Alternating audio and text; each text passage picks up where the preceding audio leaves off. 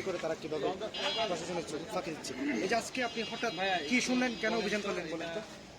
এটা আসলে আমাদের লাইসেন্স ইন্সপেক্টর আর সহকারী লাইসেন্স ইন্সপেক্টর আমাকে হঠাৎ করে ফোন দিল, স্যার এখানে আজ কিছু 2 নম্বর বের করতেছে, আমরা ধরছি, আপনি একটু আসেন। আমি আসার সাথে সাথে দেখলাম এখানে 8-9টার মতো প্লেট তারা রেডি করতেছে। কিসের প্লেট?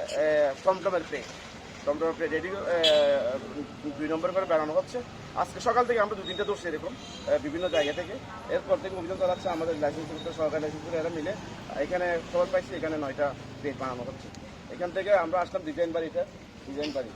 এখানে এসে আমরা দেখলাম পুলিশের পক্ষে, পুলিশের হাতে আমরা 4 জনকে সুপর্দ করছি।